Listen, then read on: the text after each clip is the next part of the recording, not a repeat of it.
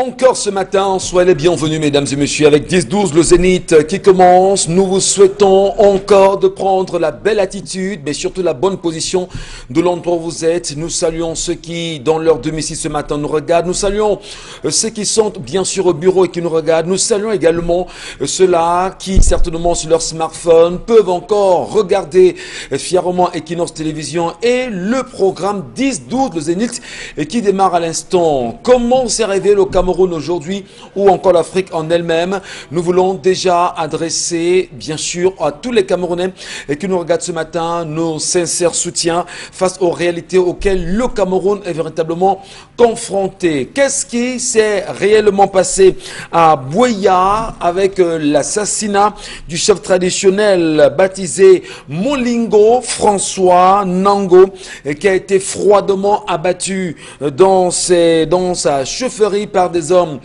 armés non identifiés, dira-t-on aujourd'hui proches des séparatistes. Qui l'a réellement tué? Pourquoi cette énième mort qui semble ne toucher personne au Cameroun aujourd'hui? On en parle très peu dans les régions en crise. Aujourd'hui, on n'entend peut-être pas aussi la communauté nationale et internationale s'indigner à la suite de ce énième décès. Qu'est-ce qui s'est réellement passé? Et qu'est-ce qui également s'est passé aussi à Buea avec cette balle perdue qui aurait touché de plein fouet un enseignant dans son domicile à Bamenda? Comment expliquer la réalité autour de ce sujet? Est-ce que Bamenda Clean aurait fait un peu trop de clean ou encore c'est des balles un peu plus perdues qui font un peu plus de victimes aujourd'hui? Qui était cet enseignant? Quelle est l'attitude aujourd'hui de la communauté internationale? A-t-on entendu seulement la ministre des enseignements secondaires s'exprimer à l'occasion? Est-ce que la ministre Nalo Vayonga est au courant? Qui était-il et comment comprendre ce qui s'y est réellement passé ce matin? Et on le dira peut-être pas assez, madame, messieurs, au niveau du mouvement pour la renaissance du Cameroun, étant donné que la politique a une place importante dans la vie bien sûr des Camerounais aujourd'hui. Ils sont 37 membres du mouvement pour la renaissance du Cameroun, notamment des manifestants également qui aujourd'hui sont écroués à la prison centrale de Yaoundé-Kondengi et qui vont être présentés au juge d'instruction dans les jours à venir pour comprendre réellement ce qui s'est passé le 22 septembre dernier. Pourquoi cette nouvelle interpellation? Ne sont-ils pas dans leurs droits? Peut-on au moins pour une fois au Cameroun dire le droit et permettre à ces Camerounais de rentrer dans leurs droits également? Le droit de dire ce qu'ils pensent, le droit de manifester, mais surtout le droit de s'exprimer quand ça ne va pas. Alors, le peuple camerounais lui-même qui nous regarde aujourd'hui, est-il conscient de ce que l'avenir nous réserve? Peut-on également, depuis pratiquement la mise en place, on va dire depuis février dernier avec la nouvelle entrée des députés de la nation, est-ce qu'on peut dire véritablement que vous Camerounais, nous Camerounais, nous sommes au parfum de leur réalisation? Que font les élus locaux aujourd'hui? Quelles sont les actions des maires dans les 360 communes du Cameroun aujourd'hui? Avons-nous, Camerounais, pu identifier les différentes actions? Est-ce que nous connaissons bien sûr les maires de nos arrondissements? Est-ce qu'ils sont proches du peuple? Qui sont ceux qui sont conseillers municipaux? Est-ce qu'on les connaît véritablement? Sont-ils eux aussi proches du peuple? Que dire bien évidemment des députés qui le 12 novembre prochain vont entrer en conseil extraordinaire? Eh bien attention madame, messieurs, c'est des questions qui nous interpellent ce matin. Et surtout le cas des sénateurs, les 100 sénateurs camerounais, est-ce que vous les connaissez? Est-ce que nous les connaissons? On en reparlera ce matin dans le cadre de 10-12 le Zénith. Eh bien la grande équipe est au complet ce matin. Charles Membatou, Bonbon Bengan Kandje, Dominique Audrey Oyengelek et bien sûr une nouvelle figure, peut-être pas nouvelle pour la télévision, mais sur le plateau en même temps elle est là, c'est Laure Bakanda qui nous retrouvera ce matin. Allons déjà saluer Bombok qui est avec nous. Bonjour Bombok et bienvenue. Bonjour Monsieur Ngachulumba, bonjour à vos chers téléspectateurs. Et vous l'avez dit, les députés de la nouvelle législature ont été élus en février 2020, mais je m'attarde aux conseillers municipaux, aux maires. Les maires qui ont perdu leur mandat en février 2020 sont allés avec des arriérés de salaire de l'ordre de 16 mois d'arriérés de salaire. Ils avaient les yeux rivés sur le bureau de l'Association des communes et villes unies du Cameroun. Rien n'a été fait. Cette association, qui se considère comme le syndicat des mairies, a eu un nouveau bureau. Est-ce que ce nouveau bureau va plaider pour que les maires de l'ancienne mandature puissent entrer en possession de leur salaire? On n'en sait rien. Ça fait partie des dettes de l'État. Mais pourquoi les maires là eux-mêmes ne revendiquent pas leur salaire? Se sont-ils sucrés suffisamment? Mais même s'ils se sont sucrés, c'est l'argent que l'État a promis vous payer tous les fins de mois. 16 mois. Bon, c'est costaud pour nous qui estimons que le droit doit être fait. Pour vous qui deviez les revendiquer, revendiquez au moins au nom vos salaires. Voilà. Et comment est-ce qu'on peut être maire au Cameroun? On quitte son mandat, on vous doit 16 mois, vous ne revendiquez pas. Ben, il faut aussi comprendre, bon. Vous revendiquez cet argent, on vous rappellera un certain nombre de faits dans lesquels vous aviez plongé la main. On vous dira, mais vous êtes de l'autre côté, non? Pourquoi vous revendiquez vos salaires maintenant? Dites à l'État que c'est vous qui avez dit que vous allez nous payer. Donc payez-nous. Même si nous on a pris à côté, ce n'était pas dans le salaire. Bon, Bendian Kandji. Charles Amel Bachou, bonjour à vous et bienvenue ce matin. Bonjour, monsieur Michel Ngachou. Bonjour à tous les téléspectateurs. Vaste mouvement en préparation, mouvement d'humeur en préparation au niveau de la trésorerie du littoral. Ça bout de ce côté de la trésorerie du littoral. Il s'agit, on dit, de ce côté de dénoncer les mauvaises manières instauré par le tout-puissant Manitou de ce côté de la trésorerie du littoral. Centralisme pour tout paiement, ordre de mission et autres prestations. À ce qu'il paraît, il y a des prélèvements qui sont effectués. Gros bruit au niveau de la comptabilité, où le comptable dit ne pas vouloir ou ne plus vouloir signer n'importe quel document parce que, entre guillemets, ça paraît flou. Alors, il faudrait bien que le ministre Louis Paul Motazi intervienne. Dans le cas contraire, procurez-vous tout simplement la nouvelle expression de ce jour. La nouvelle expression de ce jour où le document est traité largement sur la question de la trésorerie du littoral. Je n'ai pas envie de m'exprimer là-dessus, mais dire quand même que des chiffres nous apparaissent de temps en temps pour décaisser des montants alloués à des institutions ou encore même pour des ordres d'émission. Des ordres d'émission. C'est 5%. On parle de 5%. 5%. Ben, ça ne date pas seulement de la trésorerie, justement, de la trésorerie générale au niveau du littoral. Il faut bien aller voir ce qui se passe exactement à Yaoundé aussi, au niveau de la trésorerie générale de ce côté, pour mieux comprendre ce qui se passe. Et d'ailleurs, les enquêtes sont menées. À ce propos, madame, monsieur, les sujets sont menés. Les informations, on les a, on les tient. Et dans les jours à venir, certainement, on tentera de vous donner qui sont ceux qui sont les commanditaires. Pourquoi demander 5% pour des ordres d'émission alors qu'en réalité, il s'agit bien sûr de l'argent de l'État? Est-ce que le trésorier payeur général serait-il l'homme le plus riche du Cameroun aujourd'hui? Peut-être oui, peut-être non. Enquête à suivre dans les jours à venir sur les antennes Equinox Télévision. Bienvenue à vous. Lord Bakanda, bonjour à vous et bienvenue sur le plateau le 10-12 le Zénith. Bonjour Michel, bonjour à tous, bonjour aux téléspectateurs, nombreux téléspectateurs qui nous regardent par le monde entier. Bonjour également, bonjour particulier à ces parents qui fuient leurs responsabilités et qui laissent la charge de l'éducation à leur femme de ménage. Est-ce que c'est la femme de ménage qui devrait éduquer les enfants, faire le ménage à la maison, s'occuper de la maison et après par la suite on suit des pertes des enfants qui s'égarent parce qu'on n'est pas venu la chercher après les cours parce que la dame de ménage est occupée ce matin. Je leur fais un coucou particulier. Alors, un coucou particulier. Bravo. Merci. Elle leur fait un coucou particulier parce qu'elles éduquent les enfants. Hein? Donc, Papa et maman ont fait la responsabilité. Maintenant, ce sont les ménagères qui éduquent les enfants au quartier. C'est la femme qui laisse l'éducation à la ménagère. Et quand la ménagère va prendre son mari, elle va s'énerver. Merci beaucoup Laure, c'est une entrée également sur le plateau de 10-12, le Zénith avec elle. Saluons également la présence de Dominique Audrey Oyengelek, habituée du plateau, femme coriace, très dure. Voilà, je l'ai dit. Bonjour à vous. Vous trouvez? Bonjour Michel, bonjour aux téléspectateurs.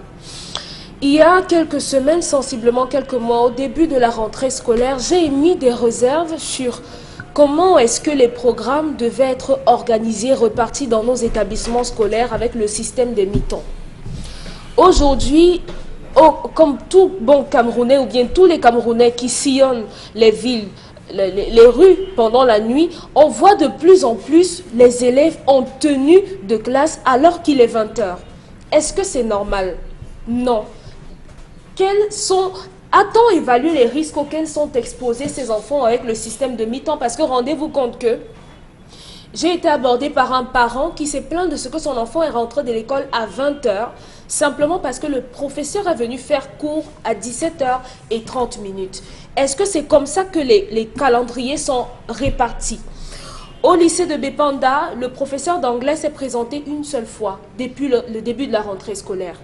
Au lycée de Japoma, nobody. Au lycée de Niala, on a eu un professeur de philosophie qui est venu, lui, vendredi. Les professeurs aujourd'hui se plaignent de ce qu'ils n'ont pas été consultés préalablement avant d'implémenter ce nouveau calendrier scolaire. Et aujourd'hui, les personnes qui en font les frais, ce sont simplement ces élèves-là qui sont exposés pendant la nuit à tout.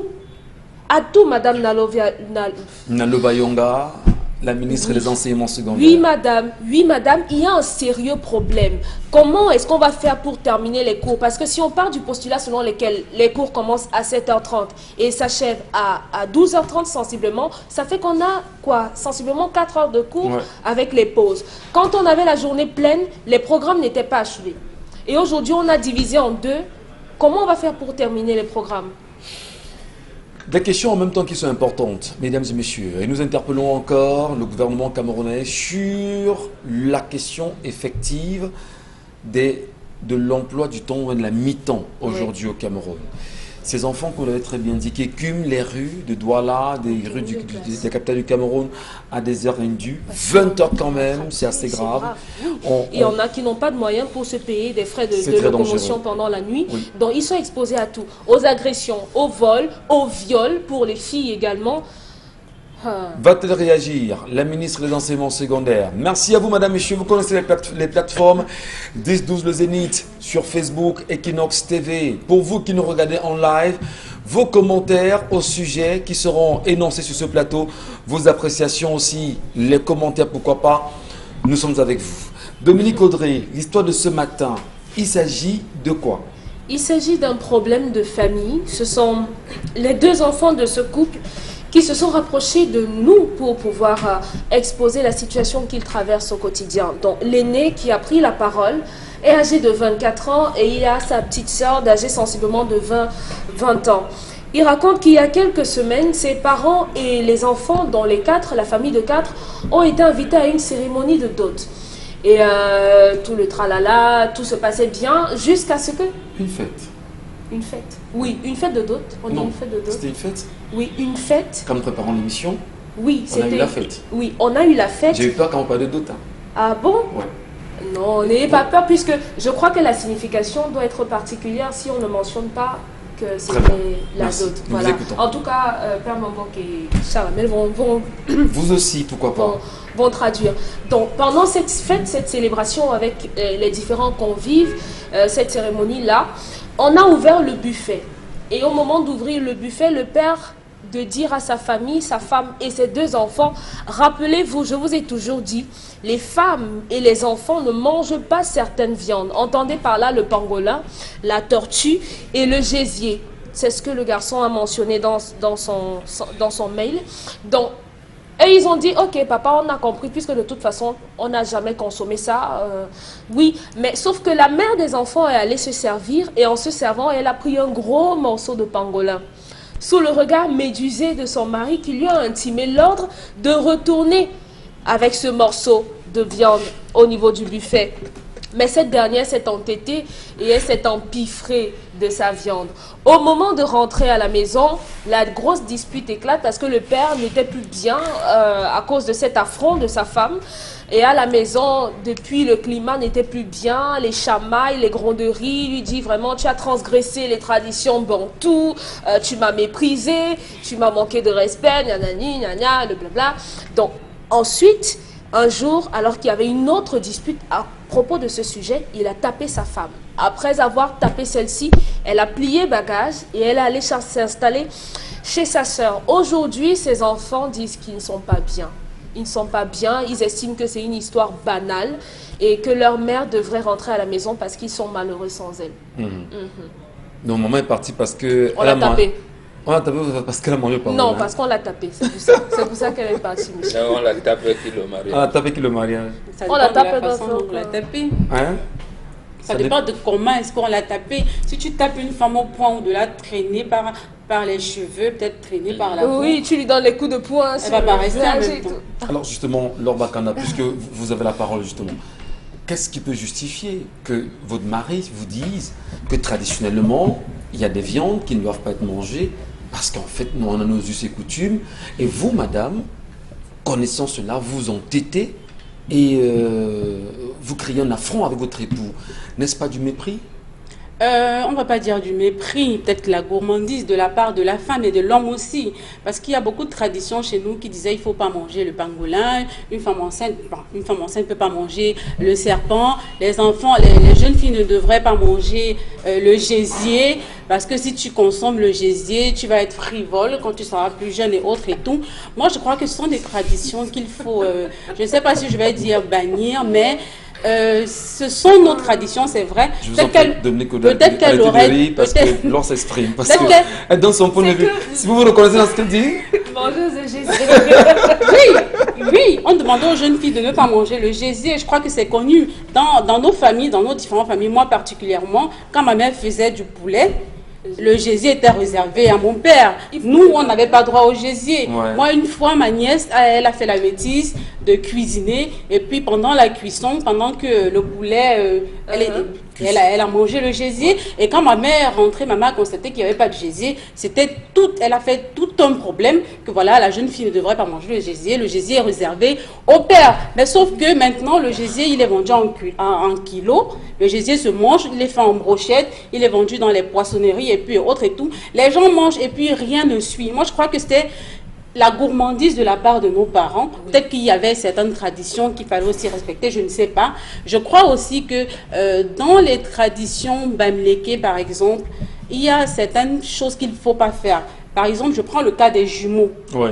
Bon, il y a quand les jumeaux naissent, je crois qu'on fait leur tradition avec le haricot, de l'huile rouge, avec mélangée à une certaine viande. Donc, si on a pris cette viande mélangée à concocter à ce qu'on a pour le jumeau, il ne doit pas manger. Je prends le cas je vais dire, la chèvre. Ouais. Il y a des jumeaux qui ne mangent pas la chèvre. Ouais. Parce qu'on va te dire que quand il est né, il y a certains rites qu'on a eu à faire avec la chèvre et que désormais, il ne devrait pas manger la chèvre. Mais je ne sais pas si c'est appliqué aussi à la femme. Est-ce que parce que lui, il est jumeau, on a fait certains rites, est-ce que la femme qui l'épouse ne devrait pas manger aussi de la viande de la chèvre? Moi, c'est ce que je ne comprends pas. Et je pense que c'est quand même un peu égoïste. Donc, vous estimez que c'était de la gourmandise pour nos aïeux, entre autres, oui, qui ne voulaient pas que les femmes puissent avoir accès à certaines viandes, oui, je pense, pour s'en servir tout seul.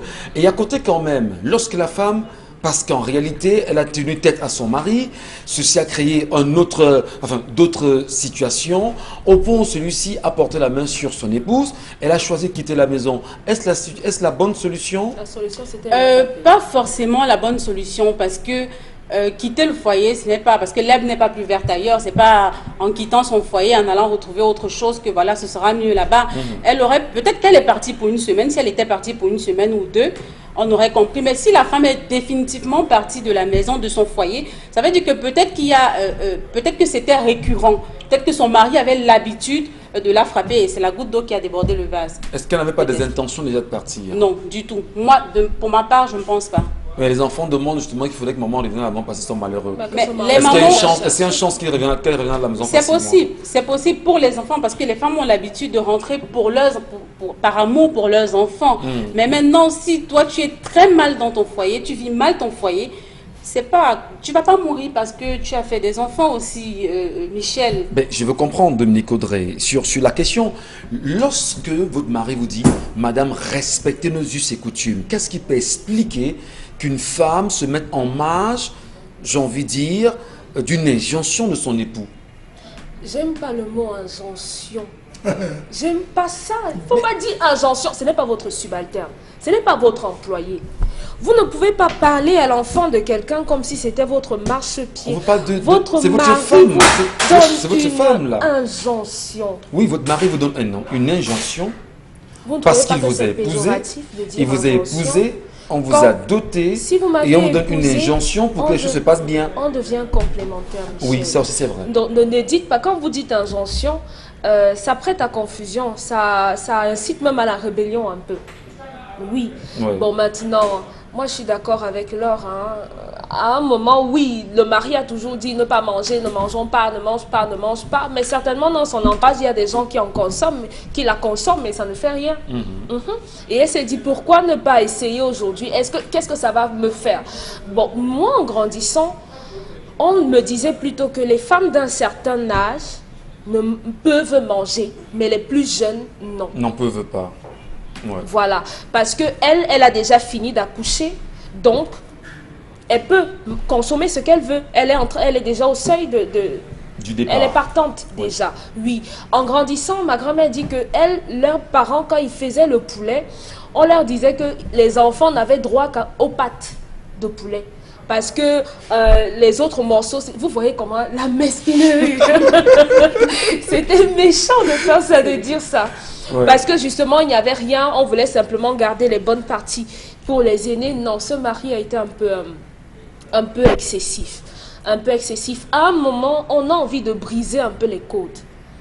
Le seul reproche qu'on peut faire, que moi je peux faire aux femmes, c'est de vouloir de défier vos maris en public. C'est ça le problème, parce que son mari aurait pu laisser s'ils étaient deux. Mais maintenant, le fait qu'elle le fasse au milieu de l'assistance, au milieu de l'assemblée, l'ego de son mari a été un peu touché.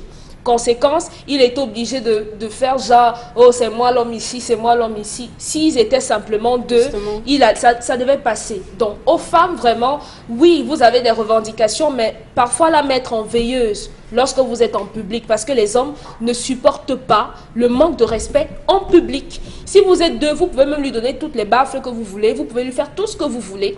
Il supportera parce que vous êtes les deux témoins.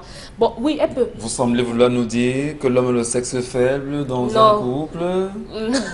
La femme est le sexe faible. Nous vous écoutons. Donc, à côté de ça, retournez à vous avez dit que ces enfants ont besoin d'elle. Bon, l'aîné a 24 ans déjà. Ils ne sont plus bébés. S'ils veulent effectivement que leur mère rentre, que leur père aille s'excuser Ah bon? et qu'il aille prendre sa femme. Parce que quand on est adulte, il y a une façon de régler les problèmes. En parlant. Même pas quand on est adulte. La seule façon de régler un problème, c'est de parler. Une personne peut chercher la guerre, mais il faut être deux pour avoir la paix. Donc, s'il veut avoir la paix, qu'il fasse profil bas parce qu'il a tapé sa femme. Mais Elle a est-ce que c'est simplement est-ce que c'est la bonne mangé. attitude? Elle a simplement Plier bagage et mangé. partir. Parce que monsieur vous a porté la main. À un moment, pour les personnes qui ont déjà été en couple, parfois, pourquoi vous vous moquez? Pour les personnes qui ont déjà été en couple, on sait tous qu'à un moment, vraiment, on étouffe et on a besoin d'espace. Et c'est encore, le désir est encore plus grand lorsque vous avez en face de vous quelqu'un qui ne comprend pas et qui par-dessus le marché vous brutalise. La dernière personne que vous avez envie de voir, la dernière chose que vous avez envie d'entendre venant de donc c'est cette personne-là, vous ne voulez pas la voir. Conséquence, vous cherchez un endroit pour vous retirer. Très bien. Mais la conséquence quand on se retire, c'est qu'il y a parfois une troisième personne qui entre. Donc il faut être vraiment posé pour ne pas se retrouver en train de commettre des infidélités. Donc, une troisième personne peut entrer. Peut entrer lorsque l'un des conjoints, l'un des partenaires. Mais il faut rappeler sort quand même que de c'est elle la qui choisit de maison. partir. Elle allait se choisit de réfugier. partir. Elle allait se réfugier. Elle n'a pas de choix. Un homme qui tape sa femme, vraiment, c'est un homme Oui, on faible. n'est pas d'accord pour la violence. Mais vous ne l'avez pas Mais dit, on a des Michel. enfants. Non, si, je le dis. On condamne la violence portée sur les femmes. Maintenant, il y a quand même que vous avez des enfants. Oui. Elle peut, étant donné que la femme a un pouvoir particulier au sein de son couple, ramener son mari à de bonnes À ne raisons. plus la taper. Effectivement. Bon, il faut qu'il elle a, comprenne elle a aussi. toutes les capacités. Donc, est-ce qu'à un moment donné, elle-même ne s'est pas rendue compte qu'elle s'est laissée aller parce que la femme a toutes les capacités, a fait changer son foyer, c'est ce qu'on a dit. fait changer son mari et a fait changer ceux qui sont proches d'elle. En tout cas, Charles même battu, on a quand même deux problèmes ce matin. Entre autres, la question bien sûr des viandes à ne pas manger, du moins ce qui ne devrait pas être mangé par les femmes. Est-ce qu'on parlerait ici de l'égocentrisme alimentaire de nos ancêtres qui aboutit aujourd'hui à ce qu'on appellerait nos us et coutumes? Monsieur Michel Ngachou, trouvez aussi l'égocentrisme chez les catholiques qui interdisent la viande du cheval et chez les musulmans qui interdisent la viande du porc. Non, le problème Non, est je la vous religion parlais ce matin. d'égocentrisme. Je vous suis avec le premier précepte religieux qui interdisent l'église catholique à toute une panoplie de viande qu'elle interdit. Est-ce que c'est nos C'était ancêtres? dans l'Ancien Testament. Ah, d'accord. Charles même battu. Je vous suis. Nous ne monsieur portons Michel. pas, nos jugements sur les valeurs des églises. Mais aujourd'hui. vous parlez d'interdiction. Nous parlons justement de l'attitude justement de nos ancêtres. Est-ce que ce n'était pas l'égocentrisme Monsieur alimentaire? Michel Ngachou, Hein? cette femme a péché. En mangeant de la viande. Cette femme... Ah, je vous vois rire, j'ai mal. J'ai mal, monsieur Michel Ngachou. J'en ris parce qu'en fait, vous estimez qu'elle a péché. Elle a péché. Elle n'a fait que manger. Elle a manqué de respect à son mari. Ouais. Elle a violé le règlement intérieur de son foyer. Elle a blasphémé la tradition, monsieur Michel Ngachou. Et en fin de compte, elle a humilié son mari. Elle a rabaissé son mari. Pourquoi? Monsieur Michel Ngachou, vous avez déjà assisté à l'initiation au Kunga. Lorsqu'on initie un enfant au Kunga, devant toute l'assistance, on déchire un poulet vivant au niveau de la poitrine. On n'a pas besoin. D'abord, on coupe la tête, on arrache la tête, on ouvre le cœur, monsieur, on prélève le cœur qu'on fait avaler à l'initié. Permettez-moi, je vous présente. Il y a des parties qu'on a avec la préparation d'un repas. Et le gésier fait partie de la substantifique moelle qui accompagne bon nombre d'initiations chez l'homme bamileke. Raison pour laquelle, parce que la tête qu'on prélève en termes de crâne pour aller garder est la partie la plus sacrée du corps, on a décidé chez certains animaux de prélever certaines parties qui feront partie de la zone sacrée. Ça, le gésier, le cœur de la poule est sacré. Il était strictement interdit de donner des pattes de poule aux filles. Parce que les pattes de fou, quand une fille mange les pattes, elle va trimballer ses fesses partout. C'était là. La poule piqueur partout, on dit tu donnes les pattes à une fille, oh ses fesses, dans tout le village on va la voir. Elle ne mangeait pas les fesses. Je parle trivialement pour que vous compreniez un peu. Vous avez déjà vu quelqu'un manger la panthère? C'est strictement interdit la consommation de la panthère jusqu'en Afrique de l'Est. Le guépard, vous avez vu que beaucoup de chefs d'État ont adopté, notamment M. Mobutu. Ils ont adapté, ils incarnaient. Posez-vous la question de savoir pourquoi toutes les équipes nationales africaines portent le nom des animaux. Mais ce n'est pas nouveau. Quand je suis des gens qui disent que, laissez-nous ça, on bouffe les gésiers, mais mangez. Ce gésier va faire ce qu'il va faire dans votre corps, M. Michel Ngachou. Lorsque vous partez... Ne faites pas peur qu'à mon Camerounais qui aujourd'hui... Monsieur Michel Ngachou, hein? On a banalisé occidentalement le gésier, mais traditionnellement, on n'a pas banalisé. Je rentre chez moi, l'une de mes épouses prépare le poulet, je ne vois pas le gésier, personne ne dort dans cette maison. C'est une offense qu'on a fait à ma personne. Vous allez en Côte d'Ivoire, vous allez voir qu'en Côte d'Ivoire, on ne mange pas la gazelle. Les femmes ne mangent pas la gazelle. Elles ne mangent pas le buffle. Elles ne consomment pas le chimpanzé, monsieur Michel Ngachou. Oui. Chez les Nyagwa. Chez les Nyagwa, au niveau de la Côte d'Ivoire, c'est strictement interdit. Ici, c'est le rat palmiste. Le rat palmiste, vous mangez a pas de un rat enfant palmiste. ou une femme enceinte consomme le rat palmiste, ça détruit l'enfant dans le ventre. L'enfant se retrouve à avoir des situations dans le ventre, monsieur Michel Gacho. L'écureuil, les filles ne mangent pas l'écureuil. Une mère qui mange l'écureuil, sa descendance aura l'épilepsie. Mais vous parlez de quoi? C'est des choses que nous vivons. C'est des choses qui se vivent. C'est des choses que nous touchons du doigt tous les jours dans les traditions. La tortue. La tortue est un animal sacré comme la vache en Inde.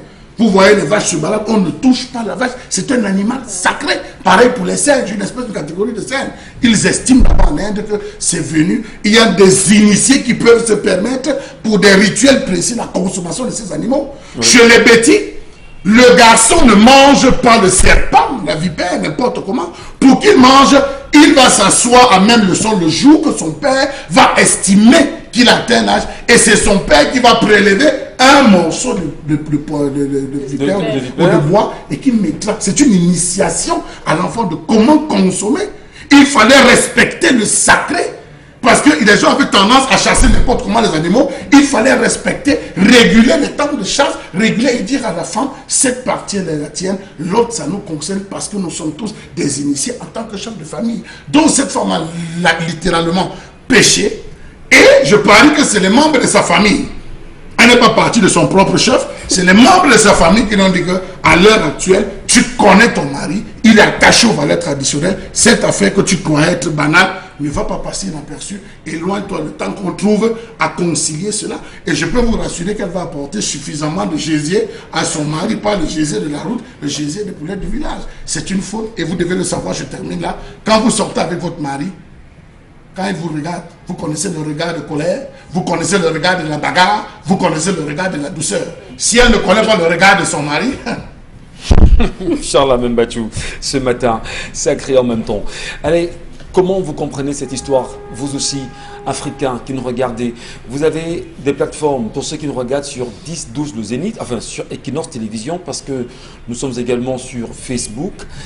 Si vous tapez simplement Equinox Télévision, vous vous abonnez déjà à la page et surtout vous regardez l'émission en live. Qu'est-ce que ça vous inspire ce sujet ce matin? Avez-vous au moins pris le risque au moins une fois de manger à des viandes qui sont interdites, notamment le gésier aujourd'hui, comme Charles Amembachou semble, non pas semble, nous donne des explications africaines précises, issues des valeurs bantoues aujourd'hui. Est-ce que vous avez mangé au moins cela une fois? Est-ce qu'il y a des viandes interdites chez vous, dont vous dites quand même, on peut quand même se permettre d'en consommer? Et quelles sont les réactions qui sont suivies? Parce que non, c'est quand même bon, Bengan, que très jeune, nous à Banganté, au village, on ne permettait pas que les femmes mangent le varan. Il y avait le varan, il y avait le chat-tigre, il y avait le serpent également. Jusque chez les bêtés même, chez les Banglais, on ne mange pas le varan. Voilà, le varan. Mais les garçons, nous en mangeons, nous en consommons la viande, le varan, le chat-tigre. Mais quand même, autour de tout ceci, nos sœurs avaient l'impression, quand nous mangions, que nous ne voulions pas leur donner, nous ne voulions pas partager. Au-delà justement de ces réalités, bonbon, qu'est-ce qu'il faudrait comprendre de fondamental avec l'histoire que nous ramènent ce matin nos frères qui souffrent du départ de leur maman parce que leur maman aurait transgressé les lois ancestrales? C'est ce que Charles Amel vous a dit tout à l'heure. Lorsque les chrétiens entrent dans leur carême, on vous dit ne mangez pas les viandes le vendredi. Ça veut dire quoi? Ils ont triché chez nous. Ça veut dire qu'il faut découvrir l'unité spirituelle et métaphysique qui fonde la science de chaque tradition. Je répète, il faut découvrir l'unité profonde spirituelle et métaphysique qui fonde la science de chaque tradition. C'est-à-dire, en termes beaucoup plus compliqués, il faut découvrir le paradigme de l'opération mentale qui conditionne la rationalité humaine. C'est trop compliqué encore pour nous. Voilà. C'est encore plus compliqué. C'est encore plus compliqué, vous savez. Voilà. Ça veut dire la chose simple. Nous voulons que le gars puisse nous comprendre. Mais il le comprend. Ça veut dire que demander, on vous dira. Le problème, c'est que quand on vous dit le Fils, le Saint-Esprit, le Père forment un, vous avez résolu ce problème quand? La Trinité. Mais là, vous voulez comprendre la spiritualité de quelqu'un d'autre, et puisque vous ne pouvez pas comprendre ça, vous dites, ah oui, c'est fait comme ça. Non, Ici, l'Africain lit tout. Dans son manger, il ne dissocie pas la spiritualité des autres. Tout est initiation. La circoncision du jeune garçon, c'est une initiation.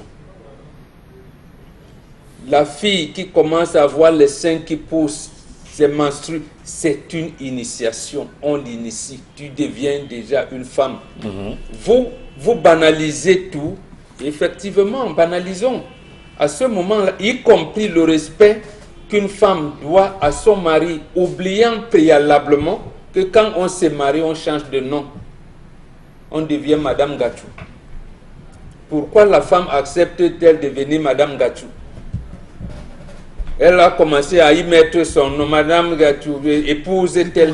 Voilà, ça commence donc à dénaturer. Et c'est cette spiritualité-là que vous ne comprenez pas. Finalement, vous arrivez à la situation où vous ne savez plus qu'il y a une différence entre quand je dis ma femme et quand je dis mon épouse. C'est vous qui apprenez le français, non? Il y a donc une différence entre les deux. Or, dans ce qu'on mange, il y a du sacré dedans.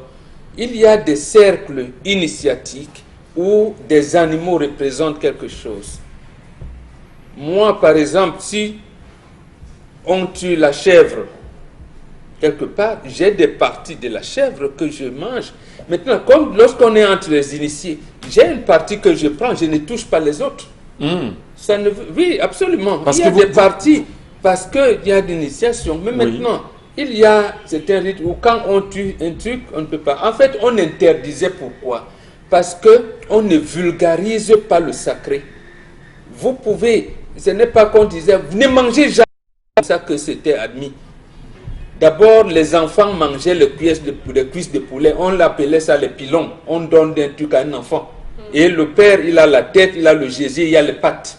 Ça veut dire que tout le reste du poulet appartient à l'enfant et à la maman. Vous voyez, voilà le temps. Maintenant, parce que le poulet ou le coq entre dans certains rites initiatiques, vous pouvez aller quelque part, on vous empoisonne. Voilà le sens qu'il faut donner à ces choses-là. Vous pouvez manger un gibier interdit qui participe beaucoup plus dans certains rites, dans certaines pratiques rituelles, on vit piège dedans. Voilà tout le sens. Comme dernièrement, lorsqu'il y a eu un kwaché, tout le gars, on dit, c'est un endroit qui devait être considéré d'endroit sacré, qui était interdit à l'habitat. Mais quand vous vous dites, ah oui, n'est-ce pas les architectes, on peut faire les plans porter où? On peut, d'accord, construisez. En Europe même où vous parlez, au bout de 25 ans, on détruit les cimetières. Mais quand on monte les immeubles dans ces endroits, interrogez-les. Ils vont vous dire qu'ils sentent les présences dans certains appartements.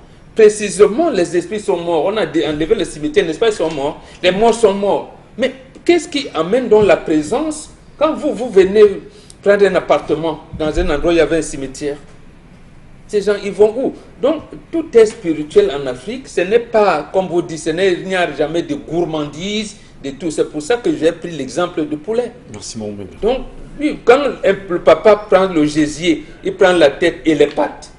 Et du coup, le reste, il laisse à ses enfants et à sa femme. Où est la gourmandise dedans?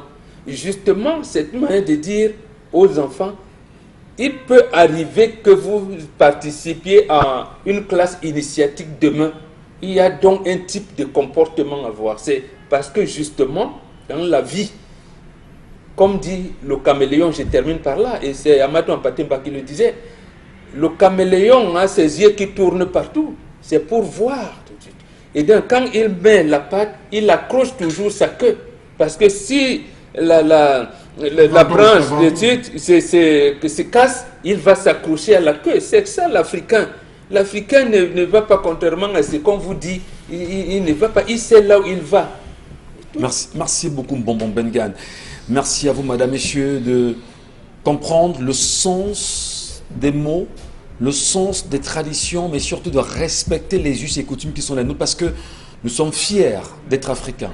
Pendant que nous y sommes, parlons de colère.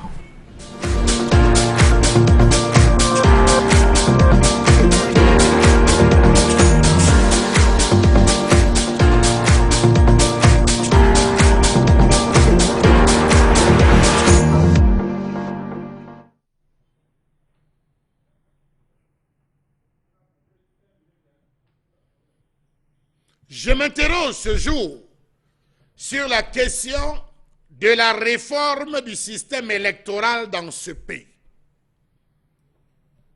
Peut-on dire, avec le code électoral en cours, peut-on faire avec le code électoral en cours? Doit-on absolument procéder à l'application concrète de ce code électoral ou doit-on absolument procéder à la réforme du système électoral dans ce pays? Plusieurs interrogations, plusieurs façons de voir la question, parce qu'à ce jour, le code électoral camerounais pose des problèmes. Certains disent on a d'habitude fait avec, on va continuer de faire avec. D'autres trouvent qu'on devrait le parfaire, ainsi de suite. Ainsi va la République. Depuis sa création, ELECAM a toujours été une excroissance du bureau politique, dit-on, du comité central du parti-État, remettant ainsi fondamentalement en cause sa neutralité et son impartialité, dixit certains politiciens, certains politiques camerounais. On est passé de l'administration territoriale à ONEL 1, puis ONEL 2 et ELECAM. À chaque changement de dénomination, on est allé de mal en pire. Comment comprendre cette rapidité exercée dans le processus de promulgation de notre code électoral par le président de la République? Le code électoral a été adopté le 13 avril 2012 par l'Assemblée nationale, convoquée en session extraordinaire et rapidement promulgué par le président de la République le 19 avril 2012. Quelle rapidité dans la gestion des affaires de ce pays! Comment comprendre que depuis la promulgation de la loi numéro 2012-001 portant code électoral, les réactions restent vives et les critiques pointilleuses dans l'opinion publique, au sein des partis politiques et des organisations de la société civile camerounaise? Comment comprendre que la hiérarchie d'autorité entre le Conseil électoral et la direction générale est clairement établie au profit du Conseil supérieur qui assure en particulier la régularité, l'impartialité, l'objectivité, la transparence et la sincérité des scrutins? Comment comprendre que l'article 6 alinéa 2 crée une immunité pénale totale pour les membres d'Election Cameroun pendant l'exercice de leurs fonctions, donnant ainsi une impossibilité, mieux une impossible poursuite devant les juridictions compétentes? Comment comprendre cet article qui ne précise pas la typologie des bénéficiaires de cette immunité? Elle précise juste que les bénéficiaires de cette immunité sont les membres de l'ECAM. S'agit-il des membres du Conseil électoral, du directeur général et de son adjoint, tous deux nommés par décret présidentiel? S'agit-il des responsables des démembrements territoriaux nommés par le Conseil électoral ou les responsables des structures d'appui nommés par le directeur général, ou mieux encore, l'ensemble des autres personnels de l'ECAM? Point d'interrogation, flou, pas possible. Comment comprendre cette poudre de perlimpinpin qu'on utilise pour démontrer l'impartialité des magistrats des tribunaux de grande instance des commissions départementales de supervision? Pourquoi ne pas supprimer ces différentes commissions départementales et instaurer une biométrie intégrale qui permettra de transférer les données enregistrées sur les PV des commissions locales de vote directement dans un serveur central logé au siège de l'ECAM pour publication des grandes tendances et pourquoi pas des résultats provisoires dans les 24 heures? La preuve, ils sont allés aux États-Unis. J'espère qu'ils reviendront avec de bonnes choses. Comment comprendre le fait que le montant de cautionnement pour les candidats aux diverses élections soit diversement structuré? Savez-vous que si le montant fixé pour l'élection présidentielle paraît acceptable, en ce qu'il pourrait être mobilisé par le parti politique ayant investi le candidat ou par ses 300 soutiens régionaux, il n'en va pas de même pour les candidats aux élections législatives, celles qui donnent en définitive à la grande majorité des Camerounais la possibilité d'exercer leur droit à l'éligibilité. Savez-vous qu'un parti politique qui veut présenter des candidats pour les 180 sièges de députés à l'Assemblée nationale devra déposer un cautionnement d'un montant de 3 millions de francs CFA fois 180, soit 540 millions de francs CFA. À ce tarif-là, seul le parti dominant et quelques-uns de ses alliés seront en mesure de réunir une telle somme. Il faudra au Camerounais moyen environ 9 ans d'économie et de la totalité de son revenu annuel pour réunir le cautionnement de 3 millions de francs CFA. Sachant que même pour un fonctionnaire de la catégorie A2, la plus haute de l'administration, avec une ancienneté de plus de 20 ans et occupant des responsabilités élevées, il lui faudra épargner l'intégralité de son salaire pendant au moins 1 an pour rassembler cette somme. Il y a lieu donc de dire que cette disposition est plus que déraisonnable. Il s'agit d'une sélection par l'argent qui obstrue l'exercice par tout moyen, pour tout citoyen de son droit à l'éligibilité et bafoue de la sorte un des principes cardinaux de la démocratie républicaine. Comment comprendre qu'au terme de l'article 44, alinéa 2, le président de la République peut, en vertu des articles 5 et 6 de la Constitution, mettre fin, selon le cas, aux fonctions du président, du vice-président et des membres du Conseil électoral, ainsi que du directeur général et du directeur général adjoint des élections. N'y a-t-il pas cependant à crainte qu'en matière électorale, le président use de cette compétence pour changer les responsables de l'ECAM qui afficheraient une trop grande indépendance à son égard? Point d'interrogation. Parcourez l'article 52 alinéa 8 pour comprendre qu'il paraît être en porte-à-faux avec les paragraphes 4, 5, 6 et 9 du même article. Comment comprendre cette surreprésentation inexplicable de l'administration au sein des commissions prévues aux articles 64 et 66? Quelle est l'utilité du maintien de la Commission nationale de recensement général des votes dans la mesure où elle s'occupe des tâches purement matérielles de décompte général des votes et de redressement des erreurs matérielles éventuelles? Point d'interrogation. Quelle est son utilité si elle fait un travail que refera le Conseil constitutionnel qui n'est nullement lié par le procès verbal dressé par la Commission de toutes ces opérations? Autant et autant de choses qui nous amènent à nous interroger si véritablement il ne paraît pas nécessaire, absolument nécessaire, de procéder à la réforme complète ou à la perfection du code électoral dans ce pays. Colère exprimée ce matin dans le cadre de 10-12 le Zénith. Colère également exprimée aussi par certains membres des partis politiques au Cameroun qui revendiquent à corps et à cri depuis des années justement la refonte ou la réforme du code électoral.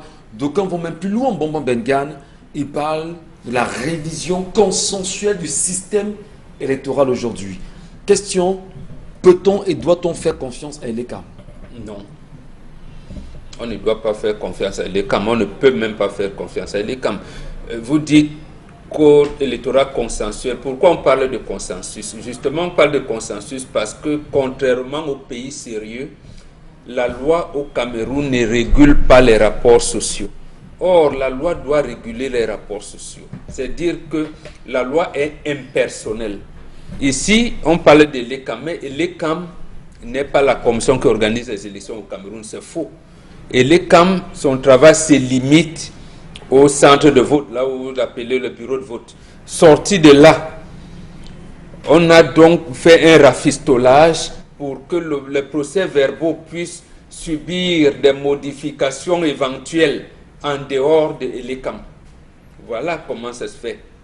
Donc, chacun, et l'ECAM est invité à partir de la commission mixte départementale jusqu'en haut, comme tout le monde. D'abord, à partir de la commission mixte départementale, c'est le président du tribunal de grande instance du département qui tient les règles. Lui n'est pas membre de l'ECAM.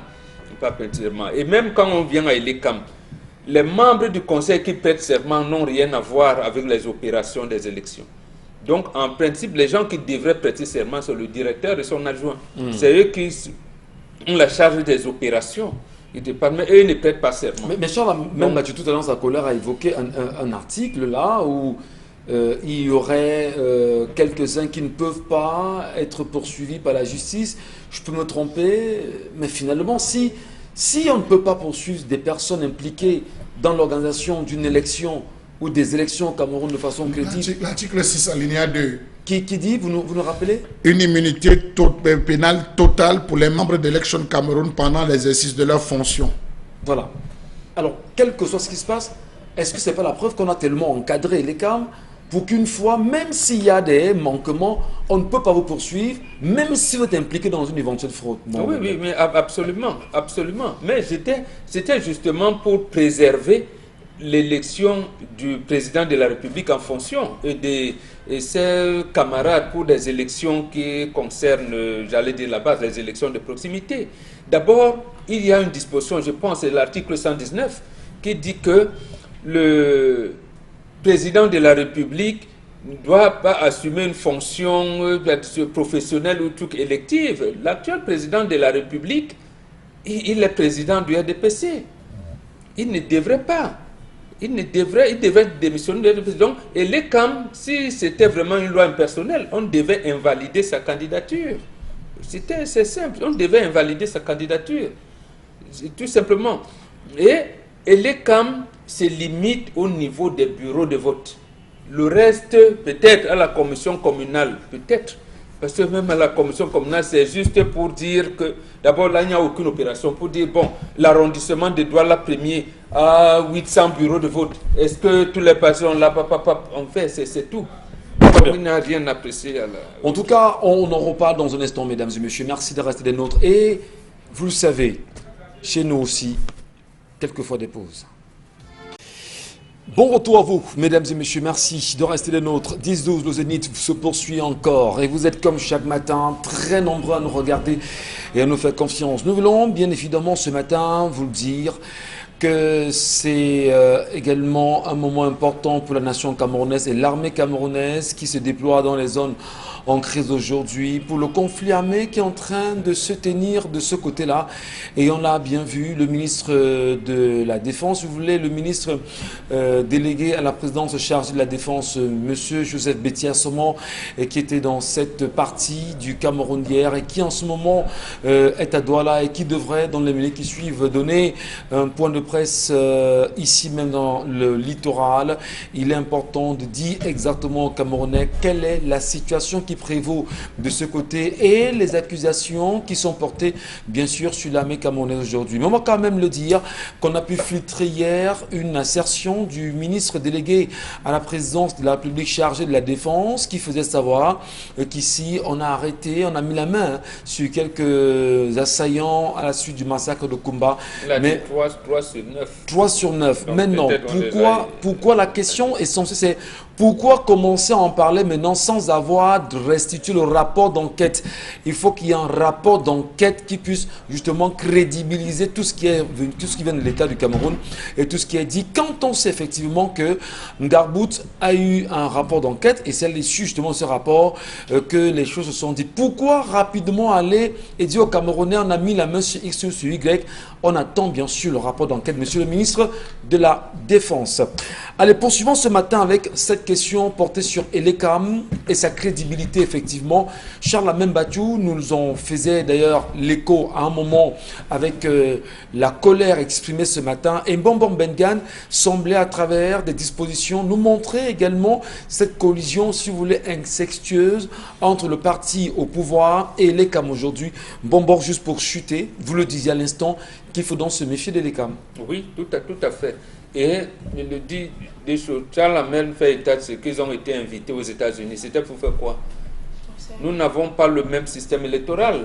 Bon, peut-être pour les élections mineures comme les sénatoriales et, comment vous l'appelez, les régionales qu'on est en train de valider, où il y aura les collèges électoraux. Mais là-bas, le système de grands électeurs et tout, bon, je ne sais pas à quoi ça nous servirait. Autre chose, si c'est pour consolider les institutions de la République, il faudrait donc que ce soit un organe qui puisse décider, c'est-à-dire voir la Constitution et regarder la loi qui régit leur fonctionnement et de disqualifier le président de la République. Paul Biya n'aurait pas dû être candidat en 2018, on aurait dû le disqualifier. Mais parce qu'il a prêté serment. Parce que c'est ça Si vous observez, d'abord, on modifie la Constitution en 2008, il n'y avait pas de congrès. C'est vrai, on va dire que le Sénat n'existait pas et l'Assemblée nationale pouvait jouer le rôle de Sénat, certes. Mais à ce moment-là, on dit que l'Assemblée nationale s'est réunie en congrès. Comme la Cour suprême, quand il proclamait les résultats, il disait nous, Cour suprême, nous siégeons en lieu et place de Conseil constitutionnel. Donc, étant entendu que l'Assemblée nationale n'a pas dit ça, et on a modifié la Constitution comme si c'était une session ordinaire, ça disqualifie le président de la République. Autre chose, il avait prêté serment pour appliquer la Constitution qui avait cette mandat. Pourquoi le disqualifier? Troisième chose, l'article 119, qui est également la même chose que l'alinéa 4 de l'article 7 de la Constitution. Regardez le comportement du secrétaire général du comité central de l'RPC. Il est logé chaque fois, lors des cérémonies officielles, dans le carré des ministres d'État. Il fait quoi là-bas? Donc, ça veut dire que ça montre clairement que le président de la République actuelle joue un rôle de public dans une association.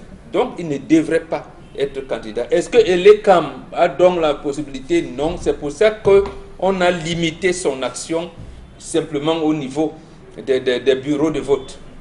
Plus en haut, il n'existe plus. Il n'existe plus. Donc, en fait, comme vous dites, puisque le consensus se vaut au Cameroun, et j'adhère à votre orientation, il faut qu'on parvienne à un code électoral consensuel, puisqu'on n'est pas à mesure de faire des lois impersonnelles. Aujourd'hui, on a même suivi on a commencé à donner des hypothèses. Si le président élu meurt avant que les grands électeurs ne votent, on fait comment? La loi américaine a tout prévu. Si après le vote des grands électeurs, il meurt avant la prestation de serment, qu'est-ce qui va se passer? Tout est prévu. Vous avez même entendu que Donald Trump, lui, il revendique la victoire alors qu'il y a un président qui est en fonction. C'est lui qui aurait pu truquer. Mais puisque là-bas, la loi est impersonnelle. Très bien. Donc, il peut même introduire une requête, on dit irrécevable. Vous pouvez imaginer ça chez nous? Alors, merci beaucoup, Mbombo, pour cette précision ce matin, mesdames et messieurs. On va justement le dire. Est-ce qu'on peut faire confiance à l'ECAM? Quel est le regard que les Camerounais portent aujourd'hui sur l'ECAM? Dominique Audrey, vous avez entendu Charlamel comme s'exprimer sur la question et exprimer une colère vis-à-vis de l'organisation des élections au Cameroun et les dispositions qui encadrent, on va dire, les membres de l'ECAM aujourd'hui. Mais cette disposition-là, qui a été évoquée ici, article 6 alinéa 2. Article 6 alinéa 2 me semble être assez problématique quand même parce que, quelles que soient les fraudes qui peuvent émailler de l'ECAM, impunité totale. Impunité totale. On ne peut pas poursuivre ceux et celles qui sont impliqués justement dans ces fraudes parce qu'ils sont protégés par une disposition légale. Est-ce qu'on ne va pas dire que c'est une machine tellement bien pensée, bien huilée pour servir des uns et prendre toujours le peuple en otage? Selon vous, à qui on doit s'en prendre? Au peuple camerounais. Aux représentants du peuple camerounais? Non, au peuple camerounais en lui-même. Parce que le aux élus. Les élus sont complices. Ils ont porté le projet. Non, les élus sont complices. Ils sont complices parce que chacun tente à sa façon de conserver son petit strapontin. Mais maintenant, le peuple camerounais, puisque nous sommes là pour leur rappeler qu'il y a cette disposition, qu'est-ce qu'il doit faire pour justement arracher sa liberté et s'exprimer en tant que peuple camerounais? Commencez d'abord par bien choisir les personnes qui sont censées être porteurs de votre voix. Les personnes qui sont censées vous représenter. Parce qu'on est parti de cette proposition, je crois, en avril, on était au même mois d'avril 2012, et par le plus grand des hasards, 7 jours plus tard, cette loi a été promulguée. À quel moment on l'a étudiée? Pourquoi il n'y a pas eu... C'est vrai, non? 12 avril 2012, 19 avril, on a adopté, le Parlement a adopté le 12 avril 2012 et le 19 avril 2012, le chef de l'État. Voilà. 7 jours. Donc on va dire qu'entre l'adoption et la promulgation, c'était tellement bien pensé qu'il fallait vite faire pour que le Camerounais soit coincé et ne jamais revendiquer à quoi que ce soit. Donc à ce niveau-là, on est obligé, contraint de s'en prendre à nos élus parce qu'ils l'ont validé. Et peut-être ça remet encore en question le temps d'étude des projets à eux soumis. Non, le SDF avait manifesté. Il faut quand même reconnaître que le SDF, dès la promulgation, Jean-Michel Nietzsche, ils sont descendus dans la rue. Oui, ils ont manifesté, mais où étaient-ils pendant Il avait protesté. Oui, Ils ont pendant la protesté. session. pendant la session. Oui, il avait protesté. Ils ont protesté, mais justement, l'écho n'était pas tellement favorable au point où on s'est foutu du SDF, c'est ça? Oui. Le SDF a manifesté son mécontentement. Le Manidem également, ils ont même demandé une manifestation en conviant les hommes de médias et d'autres personnes, mais l'autorité préfectorale de cette époque-là, je crois M. Ekwam C'était le 16 avril 2012. avait refusé, avait même carrément interdit cette manifestation parce que c'était leur manière à eux de dire non, ils n'étaient pas d'accord avec cette façon de procéder-là. Donc aujourd'hui, on est d'accord qu'il faut un consensus. Et même Monseigneur Cléda, à la veille des élections de 2018, l'a rappelé encore. Si on n'est pas tous d'accord sur les méthodes employées, sur les normes pour pouvoir désigner un président, c'est qu'il y a un problème. La Commission nationale des droits de l'homme et des libertés également se sont exprimés. Mais le SDF a quand même des combats qui ont porté. Vous vous rappelez avec le combat des urnes transparentes, Mbombok m'a raconté l'histoire tout à l'heure en off, qu'ils ont défilé avec ces urnes-là sur la tête et après on l'a adopté. Il y a également la question de la biométrie qui malheureusement aujourd'hui n'est pas encore effective. Juste à côté, on a le MRC qui est favorable au bulletin unique. Si on essaye même d'étudier ces propositions-là, le bulletin unique fait faire des économies. Parce que si on doit prendre juste un bulletin et jeter la multitude des 10 autres, vraiment c'est une perte. Grosse perte. Voilà.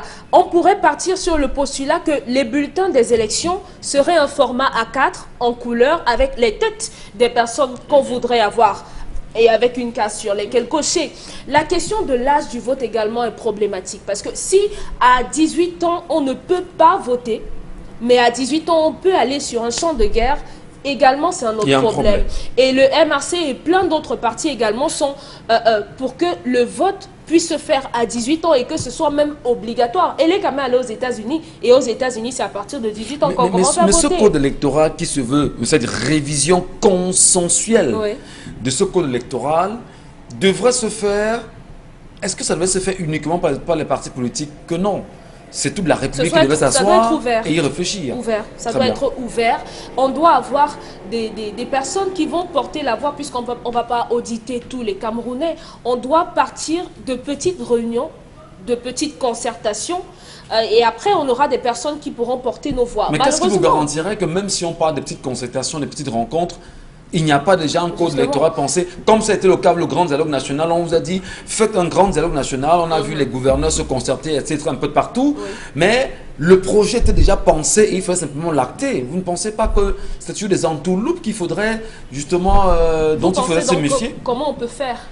Comment on peut donc faire? Il n'y a que le peuple aujourd'hui qui a la possibilité de lever la voix et de dire non. De dire par exemple au MRC, ils disent là-bas qu'ils voudraient que le mandat présidentiel soit réduit à 5 ans renouvelable une fois.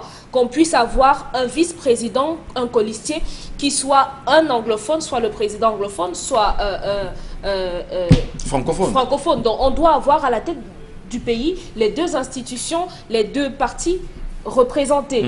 Donc comme dans d'autres partis également. Bon, maintenant, la question de la crédibilité des partis politiques ou bien des représentants, des élus se pose.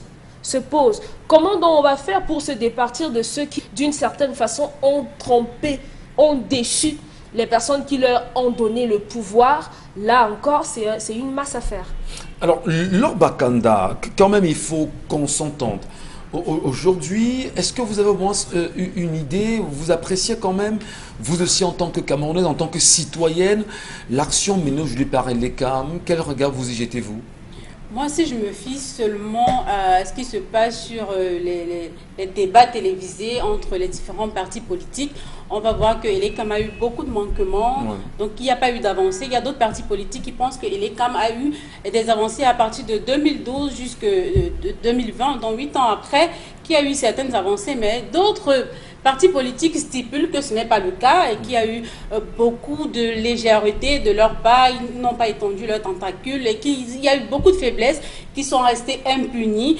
Donc on devrait quelque part revoir ou alors réviser le code électoral camerounais pour que les Camerounais soient fiers de leur choix. Et je pense que le peuple camerounais devrait aussi participer à sa manière à mettre la main sur la pâte pour pouvoir faire avancer les choses. Alors, est-ce que ce peuple lui-même, aujourd'hui, parce que c'est l'une des interrogations qui nous anime, est-ce que ce peuple camerounais lui-même est conscient aujourd'hui qu'il devrait prendre à bras le corps, le savoir, aller chercher, je veux dire, disposition par disposition, article par article dans le code électoral? Parce que, est-ce que vous en connaissez, vous? Non, je dis n'importe quoi. Non, soyons honnêtes. Moi, je reconnais que je ne connais pas toutes les dispositions du code électoral. Alors, maintenant, est-ce que c'est pas parce qu'à un moment donné, il y a de l'inculture que le régime en place, que les gouvernants se servent de ça pour pouvoir asseoir leur autorité sur le peuple aujourd'hui? Justement, on devrait revoir l'éducation, on devrait impliquer ça dans l'éducation des plus petits. Donc, on devrait commencer à inculquer ça dès le primaire ou alors dès l'école primaire pour que les enfants s'acquièrent de la chose. Parce que je crois que c'est parce que, pour lire vraiment son code électoral, il faudrait qu'on arrive à l'université et autres et tout pour pouvoir prendre connaissance de la chose. Or, si c'était inclus dans le système éducatif des plus petits, je crois qu'en grandissant, ils auront quand même une certaine idée de la chose. Ils ne se tromperaient pas sur leur choix. Ça peut être dangereux pour le régime aussi, à un moment donné. Pas vraiment. Vous serez tellement intelligent, vous comprendrez très vite les choses, vous nous empêcherez justement de nous exercer comme cela se doit aussi. Ça peut faire peur, non? Un peu. Ça peut faire peur justement au régime. Ça fait peur quand on a des choses à se reprocher. Voilà. Ah ben. Oui, quand on a des choses à se reprocher. Donc, on n'enseignera pas justement ces valeurs. Il y a ce qu'on appelle. Bon, nous, on n'a pas fait trop l'école. Mais quand on se fie à ce que vous dites, quelle différence y a-t-il entre éducation civique, éducation à la citoyenneté et instruction civique? Donc, voilà, il y a également des coups de morale. Non, Dominique Audrey dit quelque chose d'intéressant. Ici, la majorité électorale est de 20 ans. Mais on peut vous recruter à l'armée à 18 ans. C'est-à-dire qu'on accepte qu'à 18 ans, la jeune fille, le jeune garçon peut défendre sa nation au prix de sa vie. Mais il lui est interdit de choisir les dirigeants de son pays. C'est une incongruité grave. C'est très grave. Autre chose, il a parlé de biométrie. Est-ce qu'Eleka maîtrisait bien son souci? C'est que vous vous inscrivez. Et tu peux même ne pas avoir de cas, mais dès lors que tu sais que tu es inscrit, tu as ton récépissé, tu peux voter. Quand tu veux voter 2 fois, le système bloque. Aux États-Unis, ça s'est vérifié. Tu veux voter ici, tu votes, ça ne vient même pas, ça ne passe pas. Voilà un système crédible. Et à ce moment-là, on s'en foutrait même si c'est l'ECAM ou si c'est l'administration elle-même. Là, ça veut dire que on veut consolider les institutions de la République. Et là, tout le monde gagnerait, y compris le président qui chercherait maintenant à avoir une légitimité pour pouvoir gouverner. Charles Amen Bachou, peut-être pour en sortir véritablement, qu'est-ce qu'on peut faire aujourd'hui? Qu'est-ce que le peuple peut faire aujourd'hui pour revendiquer, permettez-moi, pour revendiquer un organisme qui organise de façon crédible les élections au Cameroun aujourd'hui, au regard de ce que représente l'ECAM aux yeux des Camerounais, qui jouirait justement d'un manque de crédibilité. Il faudrait détruire la monarchie démocratique de ce pays. La monarchie démocratique dans ce pays. Instituée par qui? C'est tout un système, monsieur Michel Ngachou. C'est tout un système.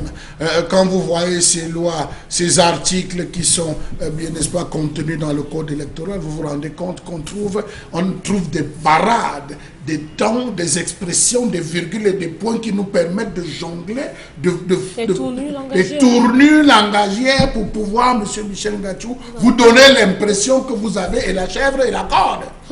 Alors que vous ne tenez qu'une seule chose, la chèvre.